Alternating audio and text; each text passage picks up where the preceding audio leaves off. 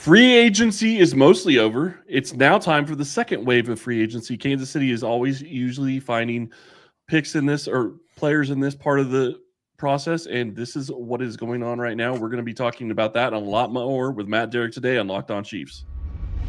From the land of the free and the home of the Chiefs, this is the Locked On Chiefs podcast. Hey, Chiefs Kingdom, welcome back for another episode of Locked On Chiefs, your daily podcast covering the Kansas City Chiefs, part of the Locked On Podcast Network, your team every day. Thank you for always making Locked On Chiefs your first listen of the day. Don't forget, we're free and available on all platforms, including YouTube as well. Today's episode is brought to you by FanDuel. Right now, new customers can get $200 in bonus bets when you win your first $5 bet. So go check out FanDuel. Lots of stuff to talk about. Kansas City, obviously, free agency is mostly over, the first wave of it anyway. We're going to talk about what they still need to address before the draft. Who's still out there that they could bring in that is, used to be with the Chiefs, and bringing back some friendly faces. But today we have Matt Derrick from Chiefs Digest. Matt, how you doing? I'm doing pretty well, Chris. How about yourself? Doing well. This is a crazy time of the year because you have all these free agency deals getting done, and then all of a sudden you start getting to the point where it's like, okay, the first wave's really done. Now it's time for the second wave. Who's still sitting out there that they could be bringing in? We'll talk about that in a second, but Juju Smith-Schuster, Kareem Hunt, those types of deals are the ones that they've been making recently. Yeah, and right now it's a little bit about just rounding out the roster with, players that and that will continue, I think, probably for a little bit longer because there's a pretty good chunk of players that the Chiefs had that were simply, hey, your conversation at the end of the season with them was going to be, would like to work something out, but hey, we understand you want to go look around and see if there's a better offer out there. Hey, come back to us if you find something. Let us know. Maybe it'll work.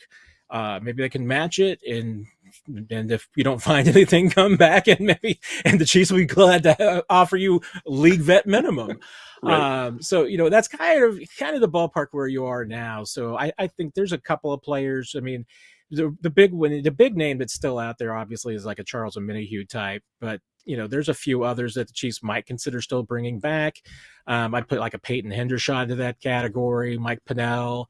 I still think the door's open for DJ Humphries, but with Kareem Hunt, Juju Smith-Schuster, what you've done now is you've rounded out your roster with some guys that, hey, if they work out for you and they play a big role this year, you're not paying that much for them. If it doesn't work out, no harm, no foul. And this is all about, Brett Veach being able to, make sure that he can go into the draft without having a significant need and having to say, wait a minute, we don't have enough guys on the roster at this position, so you have to go into the draft addressing a certain spot because that's the sure way to make some bad picks if you have to. Yeah, and that's exactly what Kansas City has done in the past at times is they've been in a situation where you felt like they had to take a certain position, and then you get there and the guy that you want isn't there. Then you're trying to trade back and you're not getting the value in your trade back, or you're picking somebody that you don't really want because they fit a position that you feel like you need. So not a great position to be in. We're going to talk about what they still have that we could be looking at a little bit later in the show. But the move with Juju Smith-Schuster I like because right now you have basically four wide receivers, including Xavier, Rashid and Hollywood Brown. And now Juju Smith-Schuster, you have your top four wide receivers, and I think you have to feel pretty good about the guys that you have in place. You know what all of them can do. You know how they fit in your offense. And yes, you can add things with Hollywood Brown and Xavier Worthy and Rashid Rice this year to, take it even further. But you have a pretty good idea of what that offense is going to look like. And any additional pieces are just going to be icing on the cake. Yeah, and throw in, a return specialist like Nico Remigio. Yep. So you've got a wide receiver room now. And if Juju Smith-Schuster is your number 4 receiver, that's not a bad room. I mean, that's a good spot for him at this point in his career. I mean, remember, he's not Juju of old. This isn't, I don't think, anymore a 1,000-yard receiver, but hey, he's a guy that obviously can be productive and having a full offseason to reacclimate himself with the offense and mesh himself in. I don't think there's any doubt. Juju can still contribute to you. But again, it's about being able to have a full room so you don't have to go into the draft, forcing yourself to take a receiver. I still think the Chiefs should take a receiver, right. Probably should pretty much every year. But now, you're not really hammering yourself in, and, you're guarded a little bit against, remember, I mean, you've got Rashid Rice coming back from an injury. Juju is absolutely good insurance against Rashid and his injury, and even the possible suspension too. Well, and you talk about Juju, you talk about Rice's injury. I mean, Holly Brown's coming back from an injury. Obviously, he played through in the later part of the season in the Super Bowl, so you would think that he's going to be fine going into next season. But Xavier Worthy played through everything this year, and I think that everybody was worried about how he was going to be able to withstand an NFL season. That didn't seem to be a problem. But I've been with you, like, the past 2 or 3 years, I've been saying you need to draft a wide receiver in the first 3 rounds pretty much every single year. And one of the reasons you need to do it, and we were talking about this before the show started, one of the reasons is go look at what Jamar Chase and T. Higgins just got in their contracts. That is a perfect example as to why you draft somebody every single year to try to keep getting young talent at that position to come in. Yeah, I mean, and there's I'll say a money football aspect of it too, which is that, and the Chiefs have played this really well because they played it well with Tyreek Hill. That's a position that, from just a return on investment standpoint, when you get to a point where you have to pay a receiver that kind of money, I mean, chances are, those deals aren't going to work out for the Bengals. I mean, there's a pretty good chance that, because just based on how much you're paying both of those guys, there's a reasonable chance that one or both won't live up to their paychecks. I mean, that might match their past production, but it doesn't mean they're going to match it on the future. But, you wonder, hey, what could the Bengals have gotten on the open market for both of those guys in a trade? That's what the Chiefs did with Tyreek Hill. And I mean, hey, I think it would be a great problem for the Chiefs to have if Rashid Rice and Xavier they play themselves into being worthy of $40 million contracts. Right. But if they play that well, I mean, and you're the Chiefs, you're probably going to say, okay, what can we get for them? Let's see about trading these guys and getting more assets back. Because at that position, I think Brett Veach's philosophy is always going to be, you're just getting a return on that kind of money at that position will almost never happen on a second or third contract. And that's a huge deal, because that does tell you kind of where they're going to be in the next couple of years. When you start looking at Rashid Rice, will be a free agent, not after this year, but the year after, because he'll be in year 4 starting in 2026. And Xavier Worthy obviously has the 5th-year option. That's several years away, and you don't have to worry about it. But I agree with you. I think that that's a position that they need to address in the draft every single year, and it would not shock me to see them go and do it again this year. The question is going to be, obviously, who's going to be available and what other options do they have in the draft. We're going to get into that later this week. But when you look at how this has played out so far for the Chiefs, it's a question of, okay, we know who they brought in. We know that they've mainly filled most of their big holes that we would have discussed before free agency started. So now who is still out there, and who could they possibly be bringing in very soon? We'll get to that right after this. March Madness is here, and FanDuel is giving you the chance to get into the action like never before.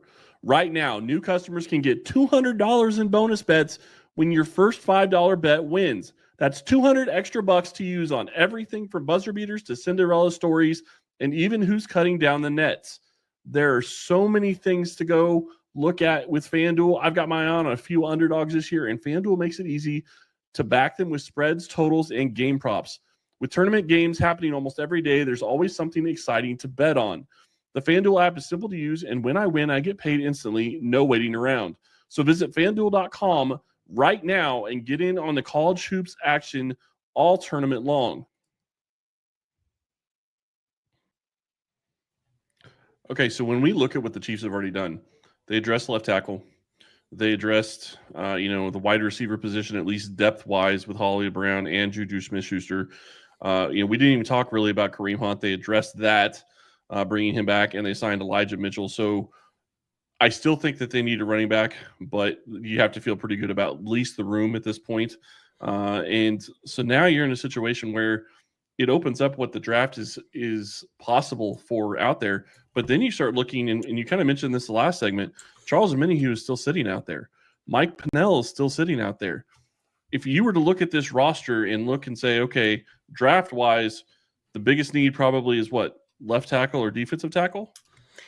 Yeah, I mean, I think you're really talking about, as far as, the serious needs that the Chiefs have, and you look at depth chart-wise, I mean, I think defensive tackle is the one that jumps out at you the most, simply because I don't think you have a certain number 2 starter next to Chris Jones right now. I mean, Jerry Tillery's a nice addition, but I think he's more of a complementary piece and a rotational piece. I don't think he's a starter right at this point, not for a Super Bowl champion.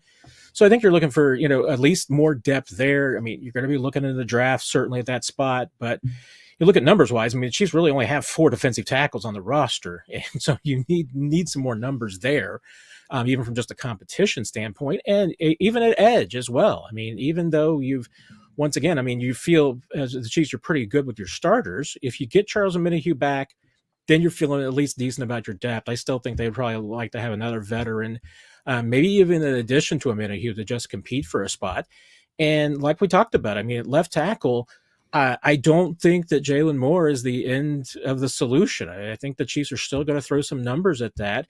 Maybe in the draft, I wouldn't be surprised if another veteran comes in to just, 1, give you competition, 2, give you insurance, because at this point, Jalen Moore's still an unknown quantity.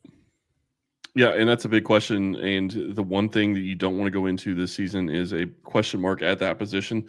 So having somebody that you feel like to at least step in and perform at a decent area without necessarily really hampering the rest of your offensive line. Because I think if you looked at last year, what really hampered Kansas City late down the stretch was you move Joe Thuney from left guard to left tackle. He played okay at left tackle, but he wasn't great. But then you have a hole at left guard.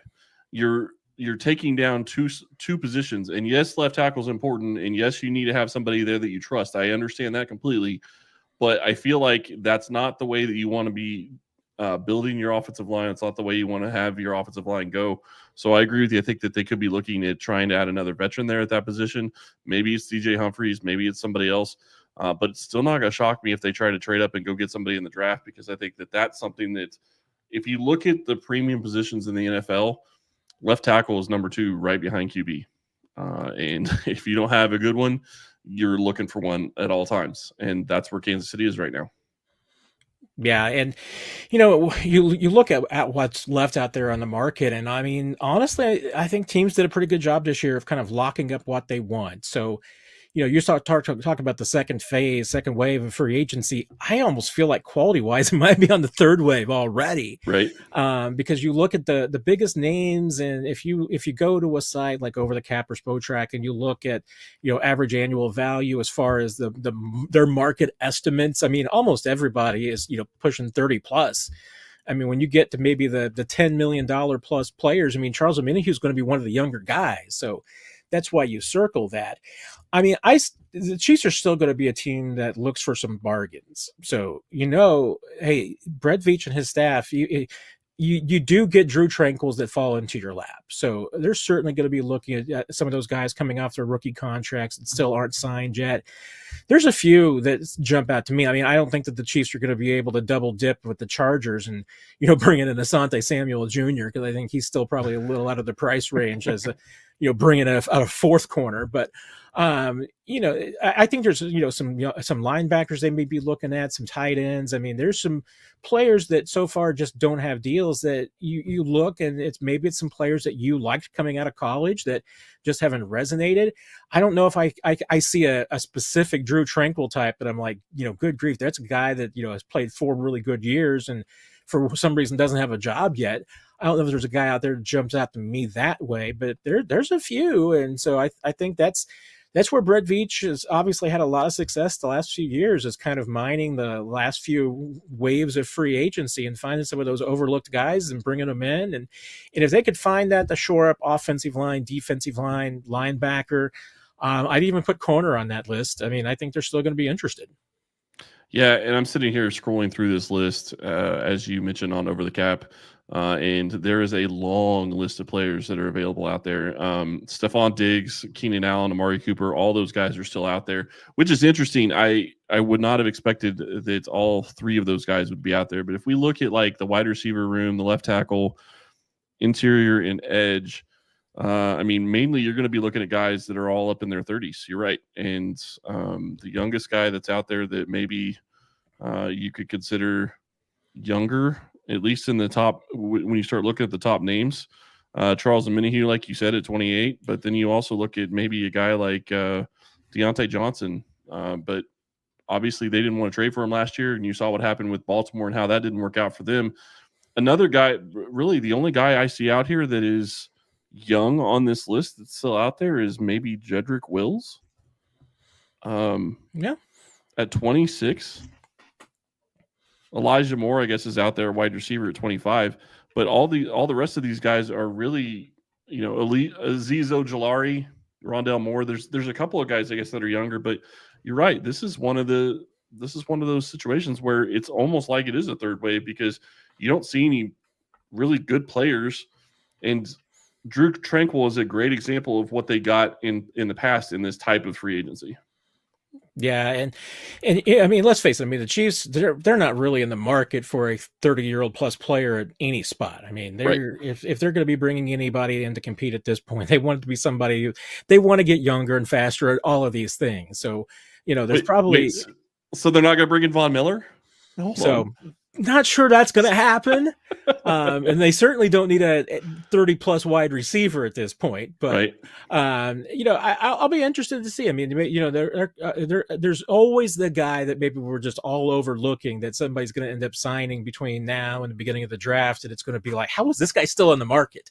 Somebody's going to get it. You'd like to be that guy. I mean, obviously the Chiefs, when they got Drew Tranquil, they were that team. It was like, how is this guy still on the market? Sometimes they do slip through. And I mean, and there's some faces on here. I mean, that's like, okay, I knew the Chiefs were interested in these players when they were coming out. Maybe let you also revisit just some, dodged mistakes. I mean, I had a lot of people, Chris, and you probably had them too. A lot of people who were on the Tevin Jenkins bandwagon for the Chiefs 4 years ago. You're probably glad you didn't take Tevin Jenkins in the first round. Yeah. No, and absolutely. That is one of those people that's I thought that it was going to at least be a decent player, not necessarily going to be an all-pro or a Pro Bowler or anything like that, but like a good offensive lineman, and hasn't turned out to be that. So when you sit here and you look at this, I'm sitting here looking at over the cap, and I mean, there's maybe 4 or 5, 7 or 8 players, I guess, that are in their early 20s. The rest of them are all 26 or much higher. And you're right. I don't think Kansas City is going to be looking at that. They want to get younger. They want to get faster. And they want to try to put players on the field that are going to do specific things for them, but also fit their need to not spend a ton of money, because they still have other guys that they have to pay. The Trey Smith deal is something that's still going to be coming in the coming months. Yeah, you want to be cost conscious. I mean, and also if you're Brett Veach, you want to be mindful of your draft picks and be able to use them to your best advantage. Right now, the Chiefs have 8 picks. I mean, I always assumed that Brett Veach is going to come out with a different number of players drafted than he has picks. He's either going to gain default or move up or do some things during the draft is going to change that number. Sometimes he does come out with 8 still. I mean, it can happen. But you got to just be mindful of how you spend your resources. And, and certainly at this point, I think there's a few things that the Chiefs would like to get done before the draft. Getting Trey Smith done before the draft would obviously be nice too. But I mean, that's, with Trey, I think it's kind of a little bit of, hey, you've got the money set aside, you're going to be able to squeeze him in. It's just, hey, are there maybe some other little things? But I'll tell you what, I mean, this is the thing too, is that teams are generally doing a really good job of locking up their own free agents. So if players hit free agency, there's a reason why. It's because they're probably either too old, too slow, or not good enough, and maybe all three. I do think that it's interesting because you look at this, and Kansas City was in a position where everybody talked about how, or at least a lot of people were talking about how they were interested in Ronnie Stanley. Obviously, that didn't happen. You talk about Baltimore and you talk about what they did with that deal, and we'll know in a couple of years whether or not that deal was smart for Baltimore. Obviously, the position you feel good about, but you don't know until it plays out and see if he actually plays for the next couple of years. So we'll see how that works out in the coming weeks, in the coming years. We're going to talk about what they still need to address before the NFL draft here in about a month, coming up next. The NCAA tournament is here, and so is the bracket breakdown. Locked On Podcast Network and Amazon Fire TV channels are teaming up to deliver NCAA tournament coverage like never before. Watch studio shows featuring former players and Locked On's local experts as they guide you through every upset, buzzer beater, and bracket matchup. Stream it all for free on Amazon Fire TV channel. Search Bracket Breakdown to see it all for free. It's your team every day.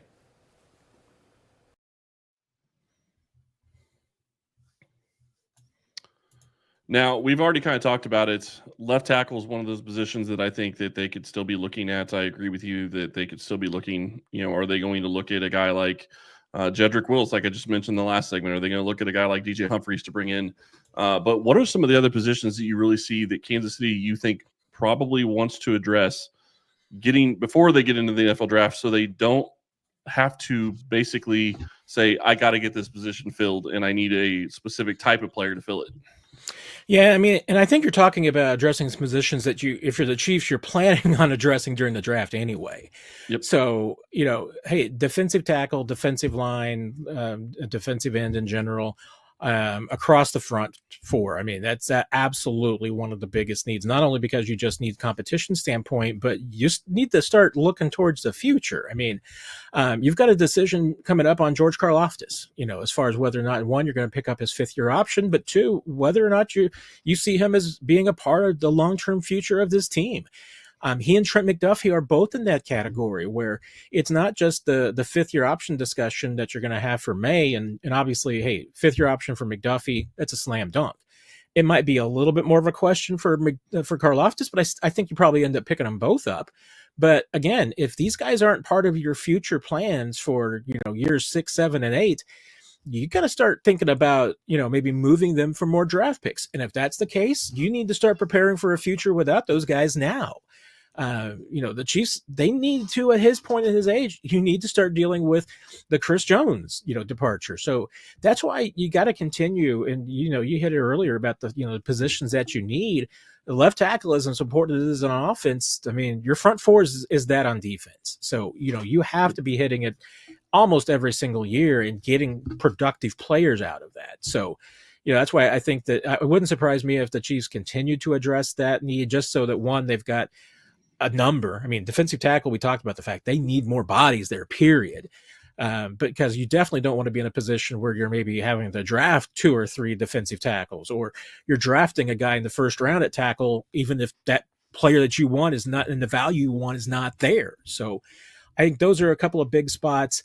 I don't personally think that the Chiefs need help in the secondary at this point. I mean, I think that the addition of Christian Fulton addresses that spot. You still have a lot of young guys that you still like, and even addressing it all the way on down through the Nick Joneses of the world, and somebody you're really depth down there. Roland Wallace, an undrafted guy, absolutely. Yep. And Dave Merritt coaches these guys up, and you're probably going to take a shot in the draft at a DB anyway. So I don't think you really need anything there, and I really like their safety group. So even though I know that there's some that still say, hey, maybe you sign a veteran safety, I think it's probably more, if you had a safety, it's because you're probably looking for special teams help and maybe just numbers. But that's where you do kind of bank on Dave Merritt taking care of you and coaching those guys up, and you're really looking for more for the future, at those spots where it's more draft picks than it is just lining out your roster.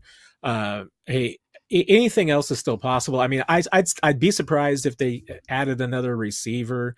Obviously, McCole is still a free agent, so there's a possibility that he comes back. I don't think so, but he could come back. I'm not saying I don't think he comes back, to be clear. I'm saying I don't think that he's going to be going anywhere. And he might not go anywhere. I mean, you never know. So, yeah, I'm curious.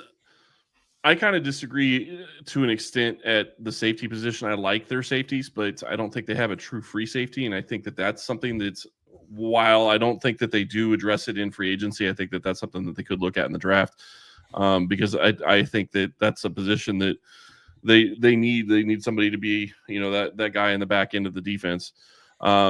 But when you look at the defensive tackle group, this is the position that really screams to me that they need to make an addition. It's because look back at the past couple of years. We've talked about a guy like Mike Pennell coming back. I mean, that'd be great. Bring him back. That gives you a fifth defensive tackle. You at least feel like you have somebody that can step in and gives you snaps and start if need be. It's not what you want, but it would work. The problem is, go back and look for the past couple of seasons. Kansas City's been bringing back their defensive tackles, and they haven't gotten any younger. That's the problem. Derrick Notty's now gone. He's not coming back. We know that. Wharton got a deal that he deserved. He richly deserved. I'm very happy for Turk. But you have to find that position. You have to probably maybe even add 2 defensive tackles, regardless of what you bring back, because you don't have depth. You don't have youth at that position, and that's a position you absolutely need youth at. Yeah, you absolutely do. I mean, for a lot of reasons, but one, I mean, you don't have a true one tech or a zero tech. I mean, you don't have a true nose tackle that, can line up over a center, who can play the run, who can just be that space eater. I mean, Mike Pennell's been that guy now for you a couple of times, but you haven't developed your own. I mean, Chiefs haven't had one of those in a long time. I mean, Keandre Coburn was their last guy that they really kind of took a shot with, and maybe Fabian Lovett can play himself into that role, but he was an undrafted guy, so you still have to have your expectations measured there. So not only do you need that spot, but I mean, remember, even though you just got the deal done with Chris Jones last year, he's getting older, and you've got to prepare for the future without Chris Jones, and you've got to draft and start developing his replacement sooner than later, because you think about it, in a rookie contract, I mean, there's a pretty good chance that Chris Jones is not on this team anymore when this rookie class is in year 4. Easily. Yeah, that's a big question mark when you start looking at how this class is going to work out and what Chris Jones is going to be to this organization. And I'm not trying to say that he needs to be riding off into the sunset anytime soon. He still played fantastic last year. So that's not the case at all. But you're right. They absolutely need to develop a guy that can go in there and be that one tech and be a run stuffer. But they also need more pass rush at that position, because you talk about a guy like Mike Pennell who's come in and been that run stuffer. He doesn't give you a ton in pass rush. He can do some pass rush, but he doesn't give you a ton in pass rush. You need somebody else like Turk that can get after the passer at that position. And obviously you have guys like Charles Minihue, who last year broke down inside and did stuff. Karlaftis did stuff. And I know Minihue isn't back. And if he comes back, that would be something he could help you with. But you still want another defensive tackle in that position. You brought up Trent McDuffie earlier. His 5th-year option number is $13.6 million. That's a no-brainer. George Karlaftis is 15.2, I believe. I still think that's a no-brainer, and mainly not necessarily because I think that he deserves to be paid $15 million a year on his contract, but you're in a position where if you don't pay him, your starters are what? Not obviously won't be this year or next year, but it would be Felix Anudike-Uzomah. And who, like, you have nobody at that position because Mike Dana is only on a 3-year deal. So I guess he would have 1 year left, but I still don't think that that's where you want to go for your defensive ends. Yeah, if you're looking at the long term, and I know, hey, most of us are only worried about the future, the immediate future in 2025, right. And that's the only thing. If you're Brett Veach, you got to worry about the fact that you're looking at your roster and being like, wait a minute. For 2027, the only guy that you really have under control that can be a starter is Chris Jones, who's going to be like 33. So, you don't have anybody else there that's under your control. So that's why you've got to start making the plan. So, hey, like I said, if George Karlaftis isn't your starter that you're going to commit to with a 3 or 4 or 5 year deal, or at least a 3 or 4 year extension on top of his 5th year option and going into a second contract, you need to be making that decision now, because you need to draft his replacement. Because let's face it, I mean, Felix Anudike-Uzomah hasn't proven himself to be that guy yet. I'm still not betting against him because he's a young guy. Year 3 can still be a breakout year for a lot of players, but you've got to be, you need to be developing and drafting 2 starters at edge for the future right now. And I mean, right now, I don't think the Chiefs have those starters for the future on this team. Yeah, and that's going to be a big question mark. When you look at their entire roster, that's the big thing is you start looking at the defensive line, and the best teams usually build through the trenches. Obviously, QB is the most important position on the field. Everybody understands that. But if you want to win, you have to win in the trenches. You have to win on offensive line. You have to win on defensive line. And right now, Kansas City's got questions on both sides of that equation. So something that they're going to have to look at. That's going to be it for us today. Matt, thank you so much for coming on. Really appreciate it. Any other little tidbits you want to add on at the very end? I can't think of anything. I mean, if you haven't gotten enough of me, I'll be on the Chiefs Digest live stream tonight with Nick Jacobs at 7:00. So if you need more of me and more of Nick for sure, come join us over on YouTube or Twitter or Facebook, and you can catch Chiefs Digest live.